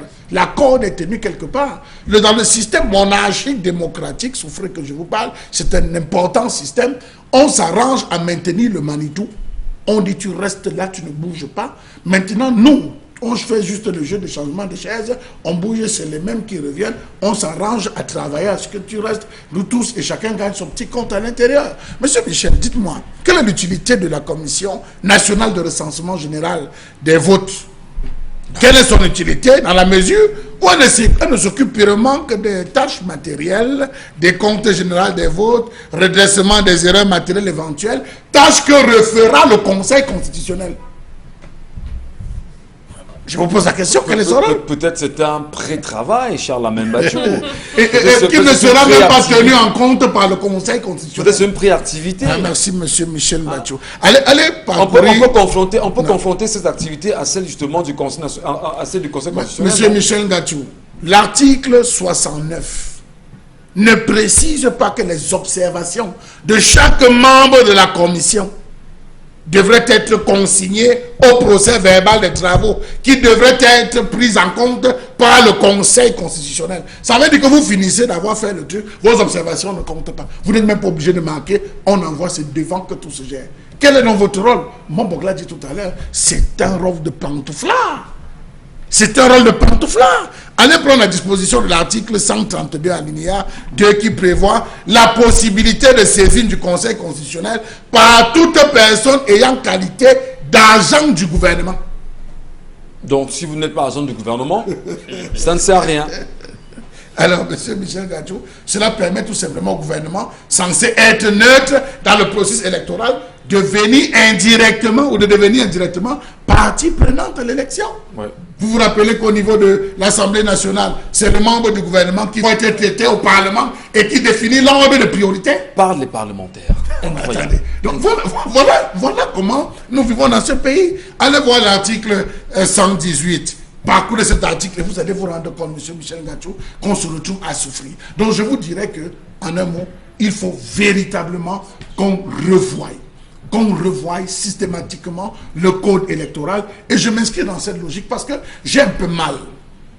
Je vous le dis du fond de mon cœur, j'ai un peu mal quand je vois aujourd'hui le silence qui entoure les différents partis politiques qui encore au soir d'octobre 2018 portaient critique sur le code électoral, parlaient de la mutualisation des forces, parlaient de coalition, parlaient de vision, parlaient de ce Cameroun. Aujourd'hui, ils sont silencieux, certainement en train de digérer des caviars, pendant que des problèmes, des sérieux problèmes sont en train de se poser dans la nation, où il faut revoir. Et je pense que quand le professeur Maurice Kamto se lève et qu'il dise « Je souhaiterais que nous revisions », que ce soit ces partis de l'opposition qui viennent en disant que il est d'abord parti au présidentiel avec il est parti, oubliant que les archives comptent. M. Michel Gadjou, c'est Fontaine qui hier disait il fallait revoir le code électoral. J'ai un peu l'impression, c'est pour ça que je vous dis qu'on est dans une monarchie démocratique où les gens sont ensemble, mais celui qui a les yeux au pouvoir va se rendre compte que ce code électoral n'a été taillé qu'à la mesure d'un seul parti. Merci beaucoup Charles Amembachou, merci à vous mesdames et messieurs. Vos réactions sur nos différentes plateformes et au numéro qui s'affiche au bas de l'écran également, on va les prendre dans un instant et nous vous rappelons que nous sommes toujours en compagnie de la grande famille, mais surtout de ce visage qui n'est pas particulier pour vous parce que vous le connaissez, ce visage, c'est celui de Laure Bakanda qui nous retrouve ce matin et on en profite encore pour faire un clin d'œil spécial à Karine Sonsaka, mal à l'œil. Hein Karine, ça va? Allez, porte-toi bien. À très vite. Les messages de Dominique Audrey ce matin de nos téléspectateurs. On commence par Eric Robinson Dimeko qui dit que comment croire que Elekam peut être fiable alors que celui qui nomme les membres LEPR est lui candidat à sa propre succession. Elekam ne peut être que redevable à son patron. Aux États-Unis, en France, c'est pas la même chose. Pourtant, Elekam y était. Voilà, tout à fait. Ma réaction liée à l'histoire de la femme, le message est de Marcel Equel. Pour ma part, je ne veux pas flirter sur les interdits, mais plutôt insister sur le mariage. Il est vrai que le mari a très mal fait de taper sur sa femme, mais c'est la seule chose mauvaise qu'il a fait. Mais la femme, elle a commis plusieurs graphes. Le premier est le fait que la femme ait commis plusieurs graphes. Le premier est le foyer qui met déjà en péril, c'est en train de bouger Michel. Elle a manqué de respect. Prenez votre temps. C'est que ça vient en même temps. Ça ira, prenez votre temps. Elle a humilié son mari, ce qui place en position de péché car elle n'a pas rempli son devoir de femme. Donc maintenant, c'est à elle de demander les excuses et de rentrer à la maison. Vous êtes d'accord avec ça, Laure Bakanda? Je crois que parce que c'est la femme, elle devrait, parce que bon, la femme est tout le temps soumise. Donc la femme, parce qu'elle tient à son foyer, parfois quand une femme n'a pas tort, elle demande pardon à son époux juste pour établir la paix dans son foyer. Donc si elle le fait, c'est pas parce que vraiment elle a tort, mais c'est parce que voilà, elle veut rétablir la paix dans son foyer. Le mari peut le faire aussi, parce que le foyer c'est deux personnes, Michel. Donc il n'y a pas que la femme qui pourrait le faire, mais si elle peut le faire, il n'y a pas de souci. Les deux aimeraient être ensemble, donc pourquoi pas pour le bien des enfants, pourquoi ne pas mettre sa fierté de côté et puis demander pardon et avancer. Non, il y a une répartition des tâches dans le foyer. La femme a pour rôle principal d'oxygéner la maison. Elle doit même veiller à ce que son mari ne carbonise pas la maison. Je crois que c'est ce que la femme fait constamment. Non, celle-ci, c'est ce qu'elle fait. Justement, parce que quand on commence à dire l'homme aussi, non, c'est quand la femme oxygène la maison, il dit à son mari, ta bière que tu bois souvent là, les enfants commencent à grandir, je ne veux pas. Si j'ai supporté ça seul, les enfants commencent déjà à grandir. L'odeur de la boisson que tu viens ici. Tu vois, commence à dire, toi qui aimes souvent rentrer tard là, maintenant tes enfants vont commencer à voir. Arrête-moi cette chose. Voilà comment la femme parle à son mari. Parce qu'elle oxygène la maison. À ce moment, l'homme va commencer à prendre des pannes. Merci. Commençons d'abord par faire ce qu'on n'aurait pas dû oublier. Les commentaires de nos téléspectateurs. Adam Smith dit que le code électoral camerounais est l'un des codes les plus aboutis du monde. Les plus aboutis du monde. Aboutis Il n'a pas lu. Abouti ou abouti? Abouti. C'est le clavier. Non, abouti, non. Certes, la perfection n'est pas de ce monde, notamment dans son application, mais reconnaissons que ce code n'est pas si mauvais comme on veut nous le faire croire. Ceux qui tirent sur ce code sont ceux qui n'arrivent pas à réunir une base électorale conséquente. Alors, pour justifier leur incapacité, ils accusent le code électoral. Ne dit-on pas que qui danse mal accuse son pantalon? Non. Le code électoral dit, en cas de litige, c'est le procès verbal de Elekam qui fait foi. Ça veut dire la chose simple suivante. Pourquoi Elekam peut, lui, ou alors elle, avoir un procès verbal qui soit différent des autres? Comment un code électoral permet les manipulations multiples? Et vous dites que c'est un code électoral abouti, cher ami. Soyons sérieux. Très bien. Dominique. Le Cameroun est le seul pays au monde qui a à sa tête plusieurs présidents qui gouvernent le Cameroun et qui ne sont pas déclarés, dits élus, du jamais vu dans le monde entier. Bon, les gens demandent où est Paul Biya, c'est ça qui remplit comme ça. Le véritable problème, c'est d'abord l'éducation du peuple avant de penser aux urnes. Dès qu'on a biaisé l'éducation, tout est faussé à la base. Et l'ECAM est une machine bien huilée pour servir les intérêts de 3 points de suspension. Dans toute la colonie française, c'est identique. Sauf qu'en France, ils sont passés au bulletin unique, comme en Allemagne, aux États-Unis. Ils vont vers la biométrie, comme aux États-Unis. Il y a beaucoup de choses qu'on peut citer. Oui, ils sont très avancés. Même en France, il parle même de nomination. Lorsque Mitterrand arrive au pouvoir, il nomme son ami personnel, Robert Badinter, président du Conseil constitutionnel. Quand il vient le saluer, il lui dit « Merci, monsieur le président, je vous serai ingrat. » Oui, mais absolument. Il dit que là, vous me mettez là, ne comptez pas sur moi pour procéder à des manipulations. Vous estimez que l'actuel président de... Mais justement, il a été ingrat. Je vous donne un cas. Lorsque Pierre Berogovoy se donne la mort, Mitterrand assiste à ses obsèques, il traite des journalistes de chiens parce que la presse avait traité Berogovoy d'entative de ceci, des manipulations. Voilà. Un journaliste français sort. Jean Montaldo, il écrit un livre, Lettre ouverte d'un chien à François, le président de la République, en raison de le droit d'aboyer. Il commence donc à égrener les choses que Mitterrand a faites, y compris les accidents de circulation personnelle que Mitterrand organisait. Donc il organisait des accidents de circulation et tout. Et vous savez, et son ami Robert Badinter, en fait, c'est pour là, il disait... Il n'engage pas comme ça d'enquête. Quand il engage comme ça d'enquête, il dit que non, on ne poursuit personne, c'est vous-même et tout. Vous voyez comment on est quand même un peu sérieux. Donc on peut vous nommer, mais quand vous voulez consolider les institutions de la République, vous restez focus, vous restez dans votre couloir. Le président de la République est dans le sien. Et même lorsque Eva Joly a commencé les enquêtes, Robert Badinter lui donne possibilité, il ne s'ingère pas. Très bien. Des messages encore, Dominique Audrey? Oui, si vous voulez. Tellement, des milliers de messages, oui. Oui. Donc, Kelly Vadel Yumsie dit que Elekam a inspiré Donald Trump qui aujourd'hui demande le recomptage des voix. Je ne sais pas si c'est la moquerie ou quoi. D'aucuns pensent même que Donald Trump est très gentil. En réalité, il fallait tenir Joe Biden en résidence surveillée pour lui faire savoir que voilà, ça se passe comme ça. C'est juste pour rire, hein. C'est pas, ça n'a rien de sérieux. Même si on ne valide pas ça, on ne valide pas cette logique-là.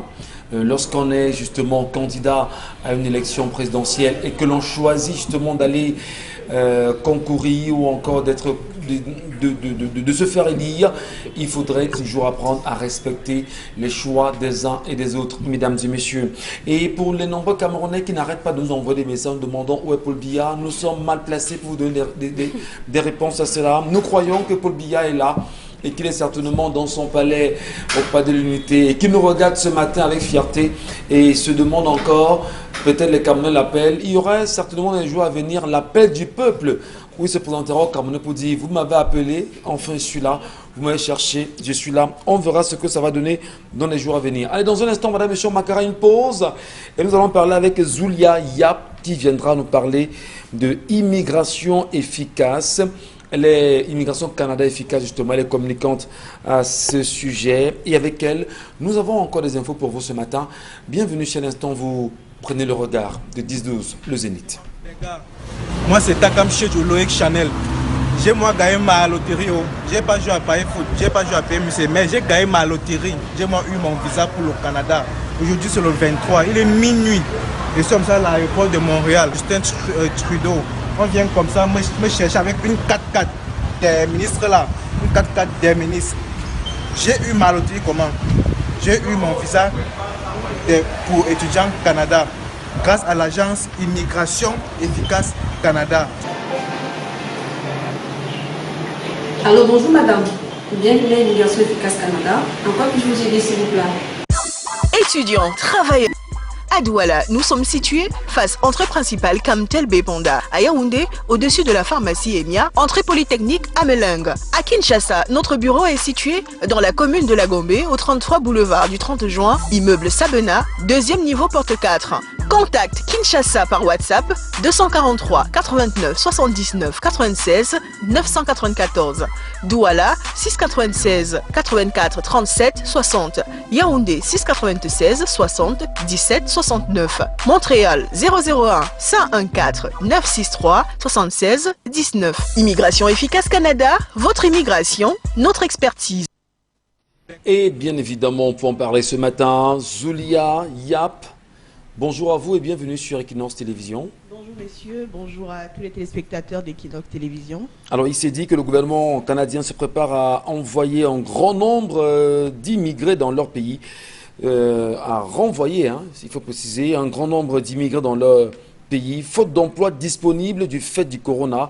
Le rêve de nombreux Africains est donc éteint, on va le dire. Il faut dire que c'est une information complètement erronée, puisqu'il y a là quelques jours seulement, le gouvernement canadien annonçait et fixait encore le seuil d'immigration pour l'année 2021 assez élevé. Ceci du fait de la crise du corona. Et donc la pénurie de la main-d'œuvre qui est plutôt criarde amène le gouvernement canadien à augmenter le nombre de travailleurs d'ici l'année 2021. Donc il est encore possible pour tous les candidats travailleurs qui souhaitent se rendre au Canada. Alors, de venir s'inscrire dans les bureaux de l'immigration efficace Canada, je précise. Effectivement, on a envie de savoir si votre bureau a des compétences en matière de demande d'asile de façon efficace ce matin. On veut savoir. Bien évidemment, notre consultant, Monsieur Henri Simplice Thiagan, est consultant en immigration et lui, effectivement, a les compétences et surtout l'expérience nécessaire pour accompagner tout demandeur d'asile, toute personne désireuse de se rendre au Canada. Et avec vous, toujours, Zulia Yap, oui. Y a-t-il des possibilités de bourse pour les étudiants quand on sait que le corona a ralenti toutes les économies aujourd'hui? les bourses sont toujours possibles, il faut le préciser, bien qu'étant très difficiles dans certains domaines en ce moment. Mais il faut rappeler qu'à Immigration Efficace Canada, il y a des solutions pour tout le monde. Pour les étudiants, il n'y a pas de caution bancaire exigible ou alors obligatoire en ce moment. On leur donne la possibilité, bien sûr, de remplir certains détails. Il faudra tout simplement que notre consultant puisse prendre en charge le dossier et vous constituer un dossier en tant qu'expert dans le domaine, vous faire un dossier qui puisse être accepté par un agent d'immigration pour que vous puissiez être validé et éventuellement vous rendre au Canada. Zuleyap, oui. Merci. Je vous en prie. Et je tiens à rappeler que toutes les personnes qui souhaitent avoir davantage d'informations peuvent non seulement contacter directement les numéros qui s'affichent au bas de l'écran. Si vous êtes au Cameroun, vous vous rendez par Douala, au niveau de Camtel Bepanda, les bureaux sont situés là-bas. À Yaoundé également, et bien à Kinshasa aussi, vous avez la possibilité de contacter les services de l'immigration efficace Canada. Il faut rappeler également que si vous souhaitez être en contact direct avec le consultant, c'est possible. Il est en ce moment même au Canada et il est prêt à vous servir en tant qu'expert dans le domaine de l'immigration. Merci beaucoup à vous. Merci infiniment à Zulia Yap qui est passé par là ce matin pour nous parler de Immigration Efficace Canada. Et nous poursuivons l'émission avec vous ce matin. Et nous nous posions la question, effectivement, d'entrée de jeu, qu'est-ce qui s'est réellement passé à Bamenda avec cet enseignant dont une balle perdue l'a froidement tué dans son domicile à Bamenda. Finalement, doit-on mourir de la sorte? On s'est posé 1000 plus une question depuis l'annonce de cette mort atroce de cet enseignant. Pourquoi la ministre des Enseignements secondaires n'a-t-elle rien dit? Encore moins le délégué régional de l'enseignement secondaire dans le nord-est Cameroun ne s'est pas exprimé sur la question. Aucun syndicat des enseignants ne s'est indigné ouvertement. On n'a vu aucun enseignant, même pas un seul tweet des enseignants justement dire leur courroux quant à la mort sauvage de cet enseignant. Lorsque l'école a attaqué de la sorte, ne devrait-on pas à fond s'en indigner, mesdames et messieurs? On en parle ce matin. Vous avez entendu parler, vous aussi, Laure Bakanda, de cet enseignant tué durement et brutalement, par une balle perdue dans sa chambre à Bamenda? Oui, malheureusement. Moi, la question que je me pose, c'est pourquoi est-ce que les enseignants sont restés vraiment silencieux sur la chose? Parce que c'est un des leurs, ça aurait pu être un d'eux aussi. Quand ce genre de choses se passe, ayez quand même une petite solidarité envers votre confrère qui a été malheureusement assassiné par une balle perdue dans sa chambre à Bamenda. C'est une très mauvaise nouvelle et c'est très malheureux pour notre pays de voir ce genre de choses. Le syndicat des enseignants, tu l'as dit tout à l'heure, ne s'est pas prononcé, ni les enseignants eux-mêmes ne se sont pas mis en masse pour pouvoir peut-être, je ne sais pas, revendiquer la mort de leur confrère qui a été assassiné de façon très brutale. Donc c'est quand même dommage. Très bien. En tout cas, on vous a très bien compris sur la situation. Merci à vous, Laure Bakanda. Et nous nous posions encore la question, madame, messieurs, à quelques 2 mois, le Cameroun sera-t-il prêt à organiser le CHAN aujourd'hui? Quel regard les Camerounais y jettent là-dessus? Quelle appréciation faites-vous de l'organisation du CHAN au Cameroun aujourd'hui? Charles Amembatou, est-ce qu'on peut dire que la grande messe du football qui doit être célébrée au Cameroun peut se faire dans les jours à venir, véritablement? Vous avez la parole. Il faut voir les indicateurs. Nous sommes encore à des bagarres primaires. Qui a la Ligue professionnelle de football du Cameroun, qui est de Semengue. Monsieur Michel Ngatou, je préfère observer. Vous observez la scène quand on sait également qu'en ce moment il y a des bagarres interminables entre la Fédération camerounaise de football et la Ligue de football professionnel du Cameroun. Qu'est-ce qui se passe véritablement entre Semengue aujourd'hui, le général Semengue, et M. Njoya de la Fédération camerounaise de football? La FIFA qui hier devrait présider une rencontre était obligée, oui, de surseoir à cette rencontre-là, dans l'espoir qu'un consensus soit rapidement vu. Mais surtout, Mbombo Benga, n'a-t-on pas le droit de de se poser la question de savoir où est justement le bon arbitre ici. Le bon arbitre serait-il le tribunal arbitraire de sport ou bien la fédération, je veux dire le ministère des Sports et de l'éducation physique du Cameroun?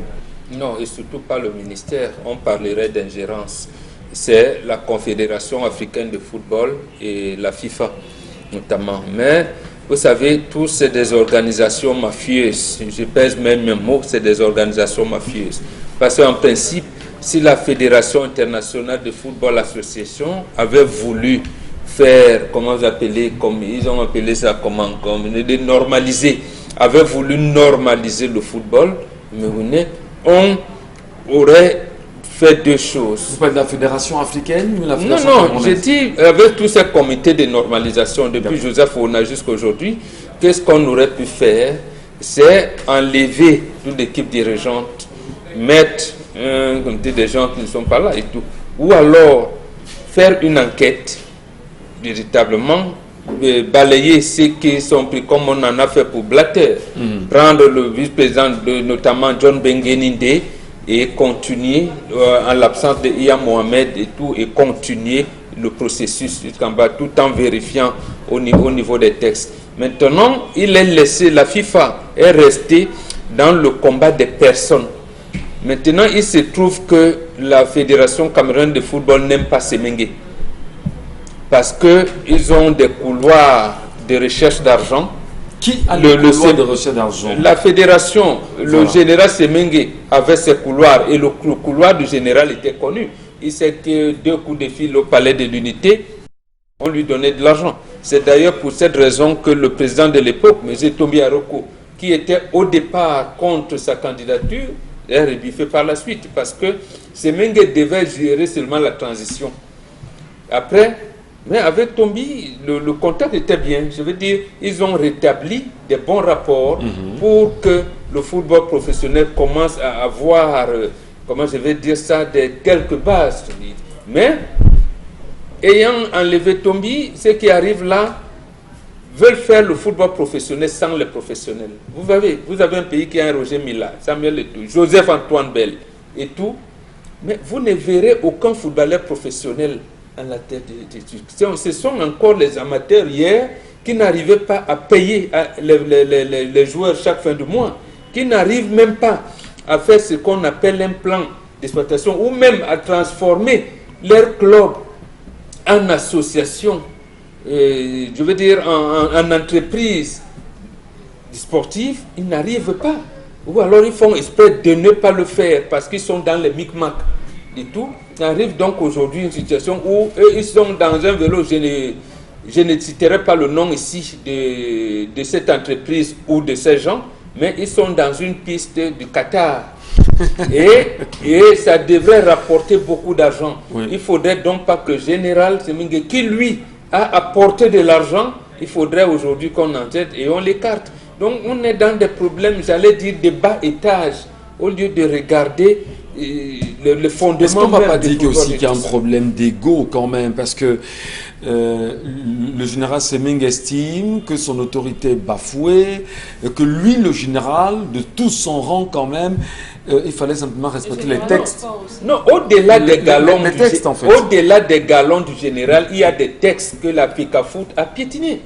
Les dirigeants de la FECAFOOT n'ont pas respecté les textes. Oui. C'est pour ça que M. Abdoulhamane Amadou le gagne des procès tout le temps. Et ils sont bloqués. Ils n'arrivent pas à respecter les textes eux-mêmes. Ils ont librement voté. Et ils n'arrivent pas à faire la conformité entre leurs textes et la loi qui régit les activités physiques et sportives dans le pays. Mais comme on évolue dans les tolérances administratives, bon, le gouvernement tolère. Bon, on soupçonne qu'il y a les Samounkouta qui parlent. Bon, sûrement. Voilà.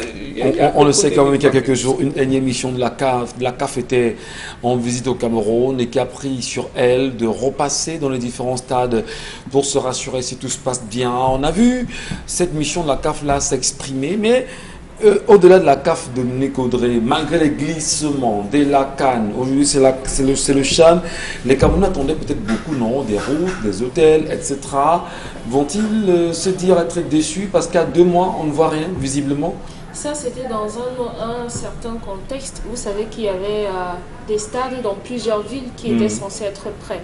Maintenant, je crois qu'à Boya, il y avait un stade d'entraînement, si je ne me trompe. Oui, stade d'entraînement à Boya, stade de compétition à Limé, oui. Voilà, comment ça va se faire, étant entendu qu'il y a ce conseil là-bas. Je ne pense pas. Aujourd'hui, les Camerounais, dans la plupart du moins, ceux avec lesquels j'échange, ne sont plus trop enclins, trop portés à l'organisation de cette compétition, surtout que depuis quelques jours, il y a une rumeur qui court selon laquelle il y a un autre pays qui sera en préparation pour l'abriter. Pour cela, simplement parce qu'à notre niveau, nous ne sommes pas encore dans une certaine mesure près. Mais maintenant, comment est-ce qu'on va festoyer? Comment est-ce qu'on va célébrer le football alors qu'à côté, on a des problèmes? Comment? Bon, pour moi, on ne saurait être en joie. On ne pourra même pas être fusionnel, être content pendant que notre équipe nationale sera en train de jouer, alors qu'à côté, il peut y avoir des tirs de balles et autres. Voilà, dans un instant, des messages encore, madame, monsieur, avec vous sur ces plateaux pour peut-être mieux comprendre encore ce que nous disent les Camerounais, mais saluer peut-être les Camerounais aujourd'hui qui sur la toile n'arrêtent pas de s'exprimer sur des sujets qui font le buzz surtout, même si c'est un buzz avec les stars du Cameroun en ce moment. Serge Polo en a payé les frais le week-end passé parce qu'on l'a vu sur Internet en train de manger le tarot avec une cuillère. Beaucoup ont crié au scandale, estimant qu'il a bafoué la logique, la fierté du peuple bamileke qui s'en est remis justement à Dieu en disant « Mais mon cher ami, tu as bafoué la réalité. » Non, dites certains bamileke parce que les bamileke, bien dans leur tête, n'ont pas de problème. Est-ce que le tarot se mange avec la cuillère, l'orbakanda? Est-ce que le riz se mange... Je pose la question à l'orbakanda. Est-ce que le riz se mange avec la cuillère? Attendez, l'orbakanda, est-ce que le tarot se mange avec la cuillère? Généralement, le tarot se mange avec les doigts. Mais maintenant, libre à chacun d'utiliser un couvert, quand même. Les traditions bamileke ne résident pas dans un couvert. Si Sergio Polo veut manger d'une cuillère avec la fourchette ou alors avec je ne sais pas trop quoi, qu'on le laisse manger, c'est libre à lui. Est-ce qu'en utilisant la cuillère, le goût de ce mets change? En quoi est-ce que utiliser la cuillère pour consommer du tarot empiète sur les, je sais pas, sur les traditions ou alors sur la tradition bamileke? Moi, je ne comprends pas cette façon d'agir des Camerounais. Si quelqu'un veut manger, chez nous, on mange du riz avec de la fourchette. Au Sénégal, on mange du riz avec des mains. Il y a beaucoup de personnes qui mangent du couscous de maïs ou de manioc avec de la fourchette. Est-ce qu'on est un peu trop occidentalisé là? Parce qu'à un moment donné, le couscous, l'oncu se mange avec la main. Comment mangerez-vous l'oncu avec la fourchette? Il y avait nos parents qui disaient qu'ils ne peuvent pas manger du coquille écrasé à la machine. Ils préféraient manger du coquille écrasé sur la pierre.